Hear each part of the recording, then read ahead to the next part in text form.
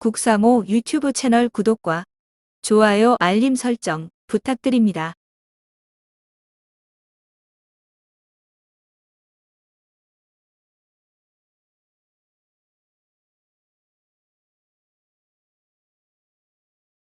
Secretary, how many United States military veterans have you deported? Sir, we have not deported U.S. citizens or military veterans. I don't believe you served in the military. I haven't either, but I think you and I can agree that as Americans, we owe everything to those who have served our country in uniform, particularly those who have served in combat. Do you agree with that?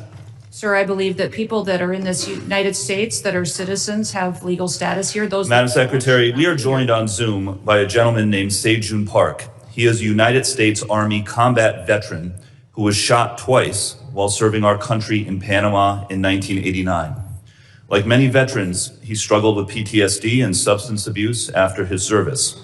He was arrested in the 1990s for some minor drug offenses, nothing serious. He never hurt anyone besides himself, and he's been clean and sober for 14 years. He is a combat veteran, a Purple Heart recipient. He has sacrificed more for this country than most people ever have. Earlier this year, you deported him to Korea, a country he hasn't lived in since he was 7 years old. Will you join me in thanking Mr. Park for his service to our country? Sir, I'm grateful for every single person that has served our country and follows our laws. Can you please tell Mr. Park why you deported him? Every one of them needs to be enforced. But you understand that many veterans struggle with PTSD, many veterans struggle with substance abuse challenges. This man took 2 bullets for our country. You have broad authority, by the way, as Secretary, to issue humanitarian parole, to do deferred action. Will you commit to at least looking at Mr. Park's case to see if you can help him find a pathway back to this country that he sacrificed so much for? I will absolutely look at his case, but I want you to remember that Madam Secretary, the man behind you, please stand up, sir. His name is Jim Brown from Troy, Missouri. He is a Navy combat veteran who served our country in the Gulf War. He's married to a woman named Donna, who came to our country legally from Ireland when she was 11 years old. She has lived here for 48 years.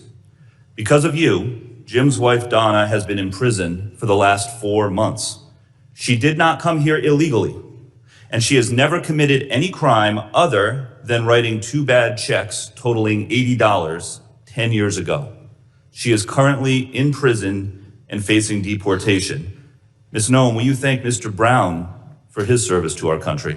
Thank you, Mr. Brown, for your service to our country. Now, what possible explanation can there be for locking up his wife for 4 months when she has committed no crime other than writing a couple of bad checks for $80?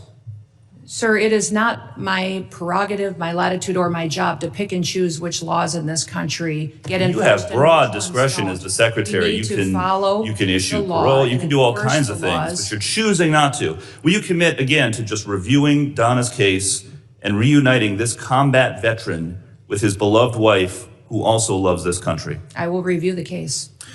Now, Madam Secretary, you've already heard the story of Lance Corporal Alejandro Barranco, the United States Marine veteran who is behind you, who also has 2 brothers who are United States Marines. Will you thank Lance Corporal Barranco for his service? Thank you for your service. His father, Narcisso Barranco, is a landscaper in California who has lived peacefully in our country for 30 years and has no criminal record. Last spring, while he was mowing the lawn at an IHOP, ICE agents tackled him in the street and imprisoned him for weeks. A peaceful, hard-working man who raised 3 sons to be United States Marines. We need men of that character in this country. Again, as Secretary, you have broad discretion. Will you consider Lance Corporal Barranco's father for parole in place to stay in our country, owing to the fact that he has contributed to our country by raising 3 United States Marines? This is an opportunity to remind everybody that every person that's in this country illegally has an opportunity to voluntarily go home and come back the right way. He raised 3 United States Marines. We will facilitate that. He has been living here peacefully, doing his job for 30 years. You have discretion. You are choosing not to use it. Madam Secretary, you promised America that you would go after the worst of the worst.